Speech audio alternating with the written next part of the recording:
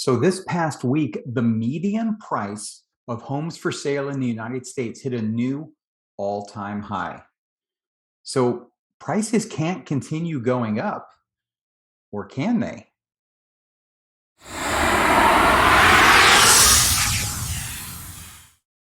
Hi, this is Andrew with the S2 real estate team of EXP, coming to you today from North Texas, from Frisco, actually. And home prices are something I've talked about a lot recently, and I wanted to touch on it again because that's what I keep getting questions on. We all do here at S2. The questions are about home prices. Is now a good time to buy? Is now a time when we should be putting the brakes on? What is going on? The market's going to turn down, isn't it? And I'll be honest with you, it's a difficult question to answer because being in the business, it's almost like we're walking a tightrope, right? If I come on here and I tell you, hey, everything's great, it's fine, the real estate market's doing fantastic, you should buy now. Sounds self-serving, doesn't it? Because there's questions in people's minds. Now, for anyone that actually knows me, they'd know I'd never do that. If I actually thought it was a bad time or I thought something was going to happen, I'd tell you. For anyone that doesn't know me, I'm just another agent on YouTube, making a video talking about the market, right?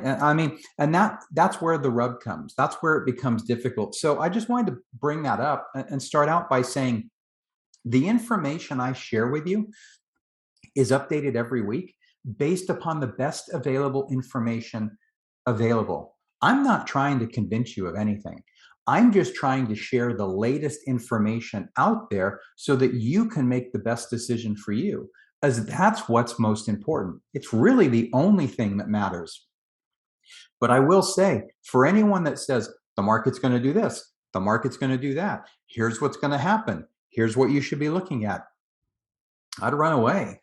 I'd turn that off and I'd run away because I don't know of anyone whose crystal ball is completely clear. Nobody knows. Point being, when the pandemic hit, there was report after report after report and video after video after video. The housing market's doomed. The housing market's doomed. Everything's going to turn down. How'd that turn out? I know people from back then that said, oh my gosh, prices are going to absolutely plummet. We're going to wait. How good of a decision was that? And I know there's people watching now that says, I don't care what you say. Prices are going to absolutely tumble worse than they did in 2008. Or they won't, right? So again, it's a decision that you've got to make for yourself. And it does get very difficult. So let's take a look at prices in general right now. Without a doubt, they've been going up. Now, what I can tell you is that even though mortgage rates have jumped rapidly over the past 3 weeks and are bumping the 5% mark right now, as of yet, we are not seeing a slowdown in activity, at least here in North Texas. Now, the market is going to be different everywhere. What happens here might not be the same as what happens in Montana or Michigan or Rhode Island or Florida. There's going to be nuances in everyone's local market. Real estate markets are infinitely local. That is why in the description to this video below, I put a link to a market report. The page that you will be taken to is Frisco, Texas. But at the top, there's a search bar. You can put any city or zip code in that you like. And you can go straight to the information relative to your city. Whatever link that is, if you save that link, that report updates each and every Monday. So you can get an idea on what's going on in your market. Now, what I have said, and I will continue to say, is that there are no underlying signs right now to indicate that anything major is on the horizon with regards to the real estate market. The fundamentals are still incredibly strong. This is not 2008 all over again. It's not even close. I've seen many videos just like you that say it is. And I know many of the people that have recorded those videos were not in the business in that time. I was. I saw the run up. The market just flat out didn't make sense. It's very, very different than what we have right now. Not only that, homeowners today are equity rich, which they were not back then. Back then, people used their homes like ATM machines. They were refinancing every 6 to 12 months, pulling cash out, pulling cash out, pulling cash out, so that their loan to value was right there or even more. There were, Countrywide Bank at the time would let you do a loan up to 125% of the home's value. I mean, now just think about that. It's a recipe for disaster. And what happened? A disaster is what happened. Because when the market did turn, even though prices came down only just a little bit at first, pandemonium set in and nobody had a cushion. Anyone that wanted to sell was instantly upside down. It led to a rapid downward spiral. That's not the market we're in today. In the United States today, homeowners are equity rich based on all the price appreciation that's gone on over the last decade. People have not been using their homes like ATM machines. People have plenty of equity. So even if prices at some point did come down 5%, 10%, for the vast majority of homeowners, it's not going to make any difference whatsoever. They can just stay where they are. They're probably locked in at a really good mortgage rate, and no harm, no foul, right? Because they can still afford it. They're locked in at that great rate, and they've still got equity in the house. Anyway, so rant over on that part, but I did just want to bring that up because it's a difficult topic to talk about. So here's what I've done is I've taken a look this week for the latest information, and what I've said all along is that home prices currently are based on the massive imbalance between supply and demand. It's been that way. I've been saying that for quite a while now, and nothing about that is changing. It's fundamentals. Back in 2006, 2007, that wasn't the case. Prices were running up based on pure speculation. A lot of flippers were in the market. You're not seeing that. I'm not saying there aren't investors in the market right now that are buying and holding. There is not a lot of fix and flip activity. Back then, new homes, especially, I was in Southern California at the time, not far from Riverside, one of the areas considered ground zero of the entire meltdown. And what was happening is you get people would sign up for new construction, and then the home would be ready in 9 months, 10 months. And as soon as the home was ready, they put it up for sale because the home went up 30, 40, 50, 60, 70, 80, 90, $100,000 in that time frame or more. And they'd sell it. The builder started restricting that and saying, well, you have to own the home for a year. I was one of the people that actually still bought a new home, and I let it sit empty for a year and made the mortgage payment. And at the end of a year, I put it up for sale, and I still cleared over $100,000 at that time because that's how prices were going up.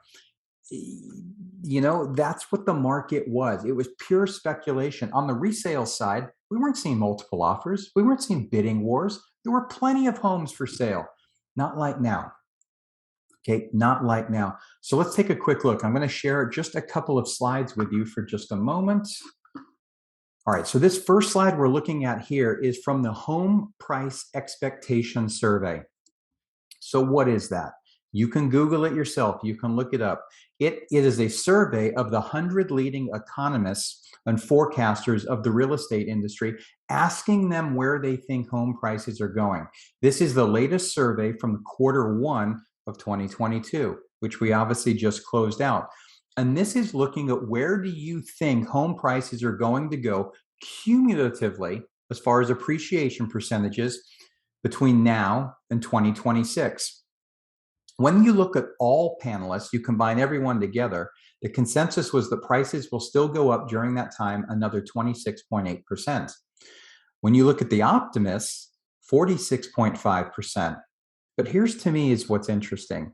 Even when you take the most pessimistic experts in that group that are looking at all the data, looking at the worst outcome possible, they're the pessimists, right? They still think that between now and 2026, home prices are going to increase by 10.3%. Right? Now, if this changes, I'll let you know. But this is the most current information available with regard to this. Now, as I mentioned, fundamentally, prices are driven by supply and demand. So let's take a look at that for just 1 second. This right here is from February of this year. It's from the National Association of Realtors, and all it's looking at is traffic. It's looking at buyer activity across the country. So you can pick out your state wherever you may be, and obviously it's color coded. You can see here that buyer traffic is either strong or stable, and it's strong in virtually the entire country. That means that the number of buyers out there, this is looking at demand, is remaining strong. Granted, this was from February. I understand it's a month. I can tell you that here in North Texas, here in Frisco, we haven't seen a drop off in buyer activity.